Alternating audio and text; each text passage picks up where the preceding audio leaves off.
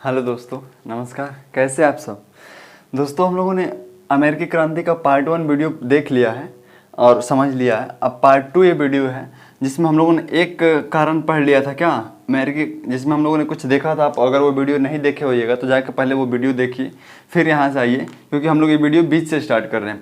पहला video 20 minute 15 minute का होगा, वो आप देख लीजिए, फिर आगे यहाँ पे इस वीडियो को देखिए। तो पहला रीजन हम लोग पढ़ लिए थे, अमेरिकी क्रांति के हम लोग कारण देख रहे थे। और अमेरिकी क्रांति के कारण में हम लोग देख लिए थे क्या कि स्वतंत्रता की चेतना एक कारण बना, ये कहाँ से आया था और ये किस तरह से लोगों में जो है बढ़ा, ये सब चीज़ों को हम लोगों ने देख लिया था। अब हम अगला कारण, दूसरा कारण था दोस्तों, आप अगर पहला वीडियो देख के आइए, वहाँ पे दूसरा कारण था, इसको मैं डिलीट कर रहा हूँ। दूसरा कारण था दोषपूर्ण शासन। जो ब्रिटेन शासन कर रहा था अमेरिका पे, वो दोषपूर्ण था, और कैसे था वो हम देखेंगे। तो दूसरा कारण क्या था हमारा? दोषपूर्ण शासन। दोषपूर्ण शासन, ठीक है। तो दोषपूर्ण शासन कैसे दोषपूर्ण था ये देखेंगे। देखिए दोस्तों, अमेरिका पे शासन कर रहा था ब्रिटेन जो शासन कर रहा था, तो ब्रिटेन क्या करता था, जैसे आप जानते हैं कि भारतीय इंडियन हिस्ट्री पढ़िएगा तो इंडियन हिस्ट्री में जैसे गवर्नर नियुक्त किया जाता था, है ना। ब्रिटेन गवर्नर नियुक्त कर देता था यहाँ पे, लॉर्ड वेलेस्ली सब। अब हम जब मॉडर्न हिस्ट्री पढ़ेंगे तो उसमें सारी बातों को करेंगे। तो उसी तरह से ये शासन कर रहा था, तो यहाँ पे भी गवर्नर नियुक्त करता था।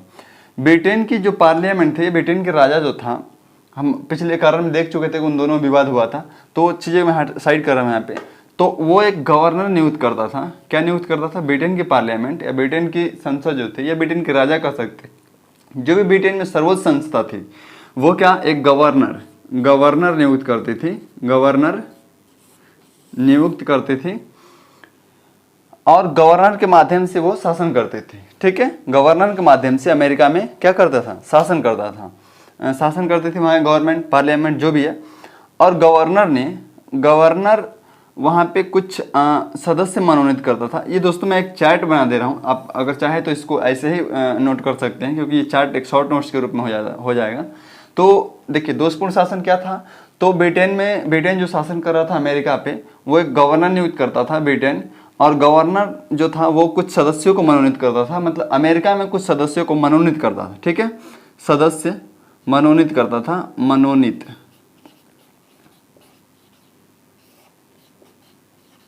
मनोनीत सदस्य, ठीक है। कुछ सदस्यों को मनोनीत करता था, मतलब वो चुनता था, ठीक है, गवर्नर, जिसके माध्यम से गवर्नर वहाँ पे शासन करता था। बात को ध्यान से समझिएगा। ब्रिटेन के पार्लियामेंट या ब्रिटेन की सर्वोच्च संस्था जो थी, वो एक गवर्नर नियुक्त करती है अमेरिका पर शासन करने के लिए। गवर्नर जो है स्थानीय स्तर पे, मतलब वहाँ अमेरिका में शासन करने के लिए कुछ सदस्यों को मनोनीत करता है, जिनके माध्यम से गवर्नर शासन करता है और गवर्नर के माध्यम से ब्रिटेन शासन करता है। दूसरी तरफ वहाँ पे एक स्थानीय शासन था, स्थानीय परिषद थी, अमेरिकी लोगों की स्थानीय परिषद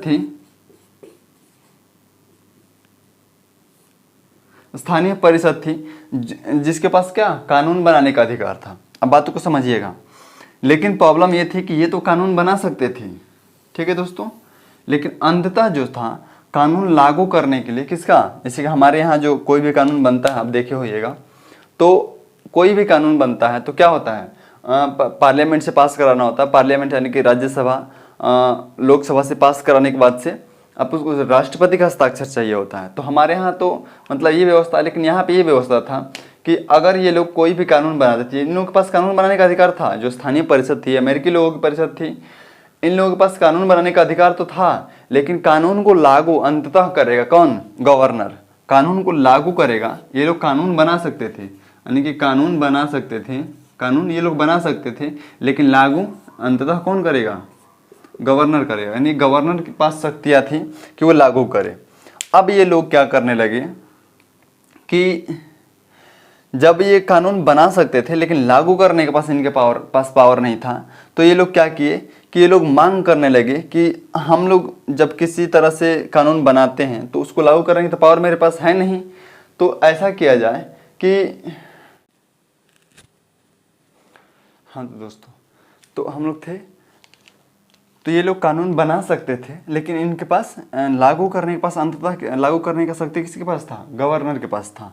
तो लागू करने का शक्ति गवर्नर के पास था। तो इस तरह से ये लोग असंतुष्ट हुए कि इन लोगों में जो है असंतुष्टि की भावना जगी कि हम लोग कानून तो बना रहे हैं अपने लिए, मतलब कोई भी कानून, जैसे सपोज कीजिए होता क्या था कि ये लोग कानून बनाए अमेरिका के हित में, कोई भी कानून जो वहाँ की स्थानीय परिषद थी वो कानून अमेरिका के हित में बनाई, लेकिन गवर्नर जो देख रहा है, गवर्नर तो ब्रिटेन का है, तो गवर्नर देख रहा है कि ये कानून अमेरिका के हित में है न कि ब्रिटेन के हित में, तो वो कानून को खारिज कर देता था। वो कानून वहाँ पे लागू नहीं हो पाते थे, यानी कि वही कानून लागू होते थे जो क्या ब्रिटेन के हित में हो। तो इस तरह से इन लोगों में असंतुष्टि की भावना जगी और ये एक कारण बना किसका, जो ये लोगों ने विरोध करने का मन बनाया, और इस तरह से एक कारण बना दोस्तपूर्ण जो शासन था वो भी एक कारण बना अमेरिकी क्रांति का।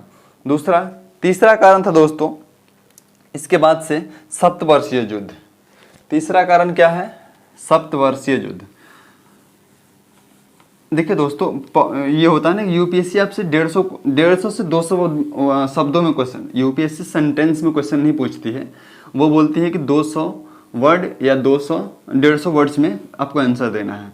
तो आप इतनी ही बातों को याद रखिएगा दोस्तों, तो आप 250-300 वर्ड लिख पाएंगे, जो कि ज़रूरी नहीं है। तो इसलिए आपको ज़रूरी नहीं कि आप कितना चीज़ों को याद रखते हैं, ज़रूरी है कि आपका कंटेंट क्या है, कितना प्रभावशाली आप कंटेंट यूज करते हैं, और आप एग्जामिनर पे कितना मतलब प्रभाव इसका छोड़ते हैं। तो आप कम लिखिए। आप सपोज कीजिए कि आपसे अगर 200 वर्ड पूछा जा रहा है, किसी क्वेश्चन का 200 वर्ड में आंसर पूछा जा रहा है, तो आप 180 भी लिख के आ सकते हैं, लेकिन अगर आपका कंटेंट अच्छा हुआ तो आपको मार्क्स मिलेगा। आप 250 वर्ड लिख के आइएगा, अगर आपका कंटेंट अच्छा नहीं हुआ तो आपको मार्क्स नहीं मिलेगा। तो ये मत समझिए कि मैं थोड़ी थोड़ी लिख के समझा रहा हूँ, ये बात समझिए कि मेरा कंटेंट किस तरह से, हमारा जो आप हमारे साथ पढ़ रहे हैं, तो आपका कंटेंट किस तरह से है, आप एग्जाम में इसका क्या प्रभाव छोड़ सकते हैं। तो तीसरा कारण हम लोग चर्चा कर रहे हैं, तीसरा कारण है सप्तवर्षीय युद्ध।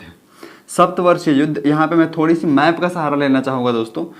देखिए, मैं गारंटी है कि मैं अगर हम जिस दिन हमारा सिलेबस खत्म हो उस दिन आप जो बच्चा दिल्ली से पढ़ के आ रहा है या फिर इलाहाबाद से पढ़ के आ रहा है, कहीं से पढ़ के आ रहा है, आप उससे थोड़ा भी कम नहीं रहिएगा अगर मेरे चैनल का रेगुलर फॉलोअर है। हर सब्जेक्ट का मास्टर बना के छोड़ूंगा मैं, क्योंकि दोस्तों मैं वो चीज़ पढ़ चुका हूँ, जैसे दिल्ली में क्या पढ़ाया जाता है मैं खुद पढ़ चुका हूँ। तो मैं वो चीज़ों को रियलाइज़ कर चुका हूँ कि जो चीज़ आप दिल्ली में पढ़ सकते हैं वो चीज़ें मैं आपको यहाँ पे भी दे सकता हूँ।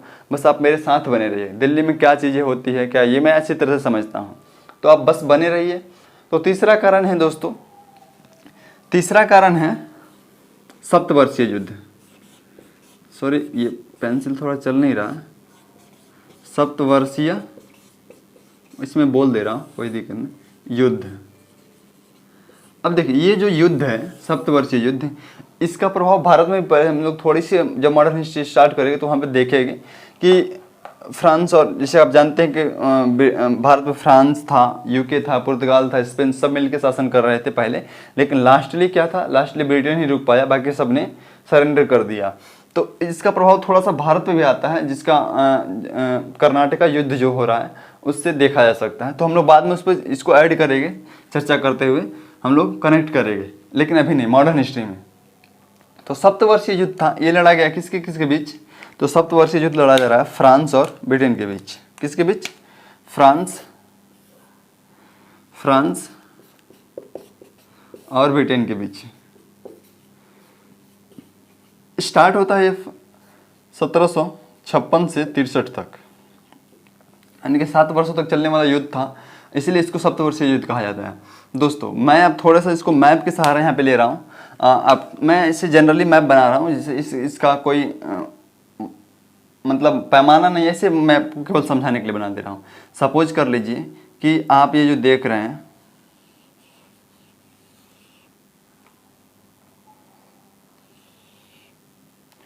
ये हमारा कैरेबियन सागर हो गया,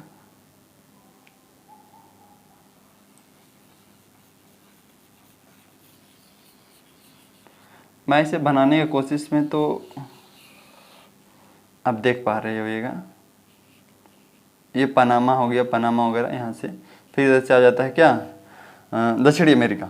ये मैं नॉर्थ अमेरिका बनाने की कोशिश किया हूँ, ऊपरी अमेरिका। तो ये हमारा क्या हो गया, अलास्का हो गया। देखिए, ये अलास्का हो गया, ये हमारा क्या हो गया, कनाडा। ये 49 डिग्री अक्षांशीय रेखाएं हैं, 49 डिग्री अक्षांशीय रेखा है जो बाउंड्री बनाती है दोस्तों। दुनिया का सबसे शांत बाउंड्री इसी को बोला जाता है, कनाडा और अमेरिका के बीच। फिर नीचे क्या हो जाता है, ये मैक्सिको हो जाता है, ये हमारा यूएसए हो गया। ठीक है, अब देखिए यूएसए हो गया, तो इस पे जो था फ्रांस का अधिकार था। उस समय के बारे में बात कर रहा हूँ, किस समय, सप्तवर्षीय युद्ध के समय। इस पे किसका अधिकार था, फ्रांस का अधिकार था। मतलब कनाडा पे फ्रांस का अधिकार था, जबकि इस पे किसका था, तो इस पे यूके यानी कि यूनाइटेड ब्रिटेन में लिख दे रहा हूँ, ब्रिटेन का अधिकार था। ठीक है, ब्रिटेन का अधिकार था। अब देखिए ब्रिटेन का अधिकार था, तो यहाँ तो पहले, जैसे मैंने पहला कारण आपको दूसरा कारण बता चुका हूँ कि पहले से उन लोगों में स्वतंत्रता की भावना जग चुकी थी, उन लोगों के पास प्रगतिशील विचार था, जो यहाँ पे अमेरिकन रह रहे थे, जो यूरोप से आए हुए थे। अब क्या हुआ, लेकिन दोस्तों मैं एक बात और आपसे क्लियर कर देना चाहता हूँ, जो भी यूरोप से आके बसे थे वो इसी एरिया में बसे थे, न कि इधर आए थे अभी। मतलब इसके पूर्वी भाग में, पूर्वी अमेरिका में ही बसे हुए थे। ये बात मैं आगे बताऊंगा कि मैंने क्यों इसका चर्चा किया।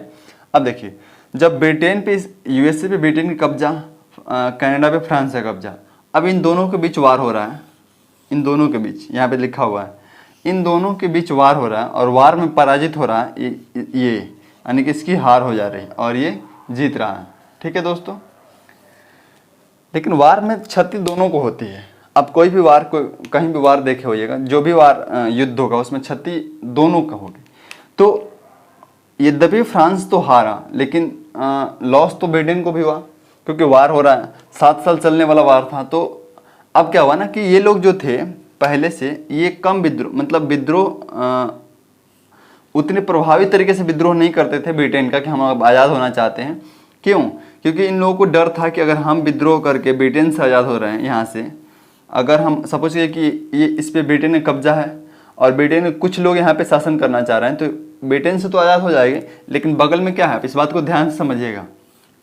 अगर हम इस बात को देखें, कनाडा पे फ्रांस का अधिकार है, तो इन लोगों को डर था कि हम ब्रिटेन से तो आज़ाद हो जाएंगे, लेकिन बगल में एक महाशक्ति और भी है, कौन, फ्रांस। तो ब्रिटेन से आज़ाद हो जाएंगे, ब्रिटेन पावरफुल देश है, लेकिन ब्रिटेन से आज़ाद होने के बाद से ज़रूरी नहीं कि अमेरिका पावरफुल बने, इतने जल्दी पावरफुल बन जाए। तो इन लोगों को डर था कि अगर हम ब्रिटेन से आज़ाद हो रहे हैं तो फिर हम ब्रिटेन से तो लड़ के आज़ाद हो जाएंगे, लेकिन हम जो फ्रांस है, फ्रांस फिर से हम पे कब्जा ना कर ले, इस बात का इन लोगों को डर था। ये बुद्धिजीवी लोग थे, तो ये फ्रांस कब्जा ना कर ले, इस बात का इनको डर था। आप बात को समझिएगा, मतलब ये लोग इस डर से, इस भय से विरोध नहीं कर रहे थे, प्रभावी तरीके से विरोध नहीं कर रहे थे ब्रिटेन का कि हम आज़ाद होना चाहते हैं, कि ब्रिटेन से हम आज़ाद हो जाएंगे, लेकिन जो यहाँ पे एक और महाशक्ति है कनाडा पे जिसका अधिकार है, कौन, फ्रांस, तो फ्रांस इन पे फिर से कब्जा ना कर ले, इस बात का डर था। लेकिन अब हुआ क्या, सप्तवर्षीय युद्ध के कारण फ्रांस तो हार गया। जब फ्रांस हार रहा है, तो फ्रांस हारा, तो अब यहाँ पे किसका शासन हो गया, ब्रिटेन का। तो अब ये लोग, जो भय था कि हम ब्रिटेन से आज़ाद होने के बाद से हम पे फ्रांस कब्जा करेगा, ये भय इन लोगों के मन से हटा, और इस तरीके से सप्तवर्षीय युद्ध के कारण जो यहाँ से फ्रांस का शासन हटा, कनाडा से फ्रांस का शासन हट गया, यहाँ पे अब ब्रिटेन का नियंत्रण हो गया। तो अब ये लोग मिल के किसका विरोध कर रहे हैं, ब्रिटेन का, कि अब तो इन लोगों के पास डर नहीं है ना कि हम अगर ब्रिटेन से आज़ाद होते हैं तो हम पे फ्रांस कब्जा करेगा, ये बात का डर खत्म हो गया। जब ये बात का इन लोगों का डर खत्म हो गया, तो इन्होंने क्या, प्रभावी तरीके से ब्रिटेन का विरोध कर रहे हैं कि अब हम आज़ाद होना चाहते हैं। इस तरह से सप्तवर्षीय युद्ध एक कारण बन रहा है, किस चीज़ का, सप्तवर्षीय युद्ध कारण बन रहा है अमेरिकी स्वतंत्रता संग्राम का। आप मेरी बातों को समझ पाइए होइएगा। अब अगर नहीं समझे एक बार में, तो इस वीडियो को फिर से बैक कीजिए और आप इस कारण को देखिए कि क्या मतलब कैसे ये हुआ, आपको समझ में आ जाएगा दूसरी बार में। ठीक है दोस्तों, चौथा कारण था, उससे पहले मैं देखना चाहूँगा वीडियो रिकॉर्ड हो रहा है कि नहीं हो रहा है। हाँ तो दोस्तों हुआ ये, तो अब जैसे हम लोग देख रहे थे क्या, कि सप्तवर्षीय युद्ध के कारण अब इन लोगों में विरोध करने की, प्रभावी विरोध करने की क्षमता बढ़ती है।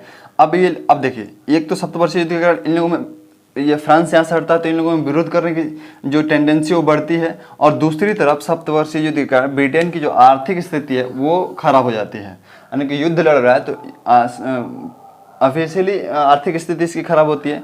तो अब ये क्या करता है ना कि आर्थिक स्थिति खराब होने की वजह से इस पर प्रभावी तरीके से शासन करके टैक्स को बढ़ाना चाह रहा है। ठीक है, प्रभावी तरीके से शासन करके, मतलब जो आर्थिक स्थिति खराब हुई है उसको फिर से पटरी पर लाने के, अर्थव्यवस्था को पटरी पर लाने के लिए ये इस पर प्रभावी रूप से शासन करके और टैक्स को बढ़ाना चाह रहा है।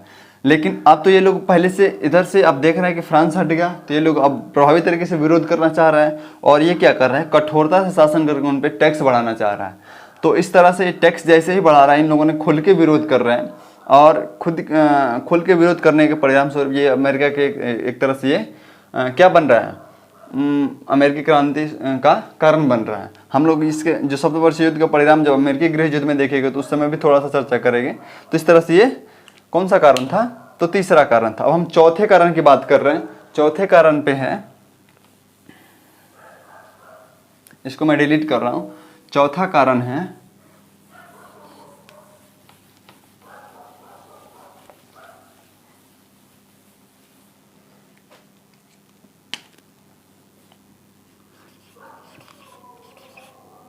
एक मिनट दोस्तों,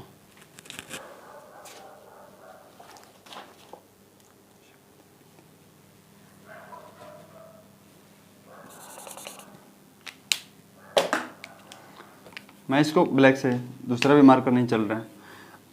चौथा कारण है औपनिवेशिक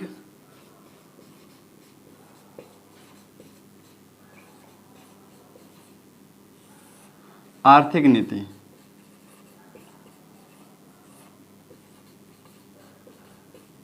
ठीक है, आर्थिक नीति। इसमें 3 कानून था दोस्तों, मैं इसको थोड़ा सा डिलीट करना चाहूँगा क्योंकि थोड़ा सा मुझे स्पेस की आवश्यकता पड़ेगी। तो ये है, इसको मैं डिलीट कर रहा हूँ। आप इस क्वेश्चन को याद रखिएगा, फर्स्ट क्वेश्चन, फर्स्ट को मैं रहने दे रहा हूँ, सेकंड थर्ड डिलीट कर दे रहा हूँ। तो ये देखिए, इस तरह से होता यह है कि पहला जो कानून था, इसके थ्रू 3 कानून थे। पहला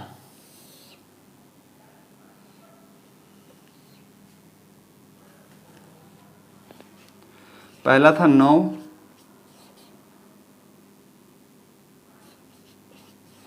परिवहन कानून, दूसरा था औद्योगिक कानून,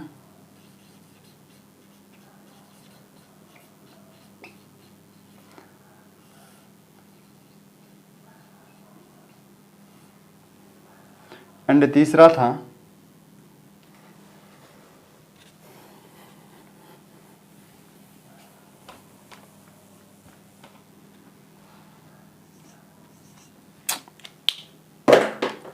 ब्लैक से लिख दे रहा हूं, व्यापारिक कानून।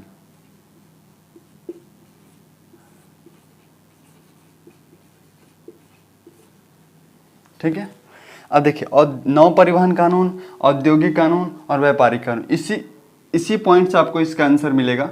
हालांकि लिखना तो और कुछ भी पड़ेगा, लेकिन इससे मेन पॉइंट यही होगा कि अमेरिकी क्रांति बड़ी बात के विरुद्ध एक आर्थिक विद्रोह था। इस कथन की पुष्टि करे, आईएएस में पूछा हुआ सवाल है। तो पहला नौ परिवहन कानून। दोस्तों, नौ परिवहन कानून कहने का मतलब ये हुआ कि अमेरिका, ब्रिटेन द्वारा एक नीति थोपी गई थी अमेरिका पे, नौ परिवहन औपनिवेशिक आर्थिक नीति। ठीक है, औपनिवेशिक आर्थिक नीति, ये बड़ी बात, इसको भी इसी को बोला जाता है। तो अब देखिए, इसमें नौ परिवहन कानून कहने का मतलब ये है, औद्योगिक कानून कहने का मतलब क्या है और व्यापारिक कानून कहने का मतलब क्या है। नौ परिवहन से हमारा सेंस ये है कि ब्रिटेन ये चाहता था कि अमेरिका द्वारा जो भी आयात निर्यात किया जाता है, क्या ध्यान रखिएगा, मैं थोड़ी सी एक्सप्लेन करूँगा, वीडियो लंबा खींच रहा है। तो नौ परिवहन का मतलब ये हुआ कि ब्रिटेन द्वारा जो भी आयात निर्यात किया जाता है, उसमें जो जहाज़ का यूज किया जाता है, जो भी बोट का यूज किया जाता है, वो क्या हो, वो अमेरिका ब्रिटेन का हो, न कि और किसी दूसरे देश का हो। मतलब नौ परिवहन कानून का मतलब यही हुआ कि अमेरिकी आयात निर्यात में केवल ब्रिटेन का जहाज़ को ही यूज में लाया जाए, न कि दूसरे देशों के जहाज़ को। अब इससे क्या हुआ, इससे हुआ कि अमेरिका का जो आर्थिक हित है वो बाधित हो रहा है ना, क्योंकि ब्रिटेन के हित, ब्रिटेन अपने अकॉर्डिंग टैक्स वसूलेगा, ब्रिटेन अपने अकॉर्डिंग किराया वसूलेगा। इस तरह से नौ परिवहन कानून ये कह रहा है कि ब्रिटेन का आयात निर्यात में जो भी जहाज का इस्तेमाल किया जाएगा वो किसका, ब्रिटेन का होगा, अमेरिका का आयात निर्यात में। ठीक है, अमेरिका में कोई चीज़ें उत्पादित हो रही है, उसको अगर किसी दूसरे देश में निर्यात करना है, फिर किसी दूसरे देश से कुछ आयात करना है, तो उसमें जो जहाज होगा वो ब्रिटेन का होगा। ये कानून नौ परिवहन कानून का होता है। दूसरा है औद्योगिक कानून। औद्योगिक कानून के दोस्तों मतलब ये हुआ कि ब्रिटेन में उत्पादित कुछ वस्तुएं, जैसे जो चीज़, जैसे मान लें कि XYZ, अगर इन चीज़ों का ब्रिटेन में उत्पादन हो रहा है, कहाँ, यूके में उत्पादन हो रहा है, तो ये कानून के थ्रू ये कहा गया था कि ये चीज़ें जो XYZ चीज़ें हैं ये अमेरिका उत्पादित नहीं करेगा। कौन उत्पादित नहीं करेगा? तो अमेरिका उत्पादित नहीं करेगा। यानी कि जो चीज़ें, क्योंकि उससे उसका जो इकोनॉमिक हित है, आर्थिक हित है, वो बाधित होता है। यानी कि मानिए दोनों जगह ये चीज़ें उत्पादित हो रही है तो वो निर्यात तो वो नहीं कर पाता ना, यहाँ से भी निर्यात करना पड़ता। तो अब या फिर अगर यहाँ पे उत्पादन ही हो जा रहा है, जब अमेरिका में उत्पादन ही इस चीज़ का हो जाएगा तो फिर ब्रिटेन का माल यहाँ पे निर्यात कैसे कर पाएगा? तो ये प्रतिबंध लगा, जैसे तांबा गलाना हो गया, टोपी बनाना हो गया, इन सब चीज़ों को अमेरिका में उत्पादन पे औद्योगिक कानून के थ्रू ये कहा गया था कि आप इन चीज़ों का उत्पादन नहीं करेंगे, क्योंकि ये चीज़ें कहाँ होती हैं? ब्रिटेन में होती हैं। तो इस तरह से इससे भी अमेरिका का आर्थिक हित बाधित हो रहा है। तो दूसरा कानून औद्योगिक कानून में ये कहा गया था। तीसरा कानून व्यापारिक कानून में ये कहा गया, तीसरा कानून में कि कुछ उत्पाद जो है अमेरिका का कुछ उत्पाद केवल कहाँ पे निर्यात किया जाएगा? केवल ब्रिटेन को निर्यात किया। जैसे चावल हो गया, कपास हो गया, तंबाकू हो गया। चावल, कपास, तंबाकू, ये जो उत्पाद है, जैसे अमेरिका में जो उत्पादन हो रहा है, देखिए ये कितना मतलब गलत नीति है। और ये इसीलिए क्वेश्चन पूछा है कि अमेरिकी क्रांति जो है वणिकवाद के विरुद्ध, यानी कि औद्योगिक औपनिवेशिक नीति के विरुद्ध, औपनिवेशिक आर्थिक नीति के विरुद्ध, इसी को हम लोग बोलते हैं वणिकवाद, विरुद्ध एक आर्थिक नीति, आर्थिक विद्रोह कथन की पुष्टि करे। तो पहला कानून क्या कह रहा है कि इसका आयात निर्यात, अमेरिका का जो आयात निर्यात होगा वो केवल ब्रिटेन के नाव से होगा, ब्रिटेन के परिवहन से होगा। दूसरा कानून कह रहा है कि कुछ चीज़ें जो ब्रिटेन उत्पादित कर रहा है वो क्या होगा? अमेरिका में उत्पादन नहीं किया जाएगा। तीसरा कानून कह रहा है कि कुछ चीज़ें जो अमेरिका उत्पादित कर रहा है वो केवल ब्रिटेन को ही निर्यात किया जाएगा। देखिए प्रॉब्लम ये है ना दोस्तों, उस समय तंबाकू का, चावल का, कपास का, इस सब का मांग बहुत ज़्यादा था, क्योंकि उसी समय इंडस्ट्रियलाइजेशन हो रहा है। और आप जानते हैं कि सबसे पहले हम जब लोग पढ़ेंगे इंडस्ट्रियलाइजेशन को, तो सबसे पहले कहाँ? यूके में हो रहा है इंडस्ट्रियलाइजेशन। औद्योगिकरण कहाँ हो रहा है? सबसे पहले ब्रिटेन में हो रहा है। तो और नशाखोरी उस समय काफ़ी था, तो ब्रिटेन क्या करता था कि तंबाकू यहाँ से लेता था और दुनिया के दूसरे देशों में उसका निर्यात करके वहाँ से सोना चांदी जो भी है, वहाँ की मुद्राएं जो भी है, वो लेके आता था। तो करता ये था कि व्यापारिक कानून के थ्रू ये कहा गया कि अमेरिका का कुछ उत्पाद केवल ब्रिटेन को ही निर्यात किया जाएगा और ब्रिटेन से दूसरे देशों में निर्यात किया जाएगा। समझ रहे मेरी बातों को? अब सपोज कीजिए कि ब्रिटेन इसको X रुपये पे खरीद रहा है, तो X से 1000 गुना ज़्यादा उसको दूसरे देशों में, अपने औपनिवेशिक देशों में क्या करेगा? उसको बेचेगा। तो ये कानून था, तीनों कानून अब समझ पाए होंगे। पहला कि ट्रांसपोर्ट में केवल उसका निर्यात आयात में केवल ब्रिटेन का नाम यूज होगा। दूसरा, कुछ चीज़ें जो ब्रिटेन उत्पादित कर रहा है वो अमेरिका में उत्पादित नहीं होगा। तीसरा कानून कह रहा है कि कुछ चीज़ें केवल अमेरिका में जो उत्पादन हो रहा है वो केवल कहाँ? ब्रिटेन को ही निर्यात किया जाएगा। तो इस तरह से ये चौथा कारण था दोस्तों। पांचवा कारण और अगला कारण हम लोग अब अगले वीडियो में डिस्कस करेंगे। उम्मीद है कि आपको क्लासेस पसंद आ रही होगी, क्योंकि 15 मिनट से ज़्यादा क्लासेस होने वाला है, तो इसको मैं अब रोक रहा हूँ। आप इसका नोट्स बनाते चलिए दोस्तों। किसी भी कोचिंग संस्था में यही आपको मिलेगा, इससे एक्स्ट्रा आपको कुछ नहीं मिलेगा। आप मेरे पे बिलीव करिए और खुद पे बिलीव करिए।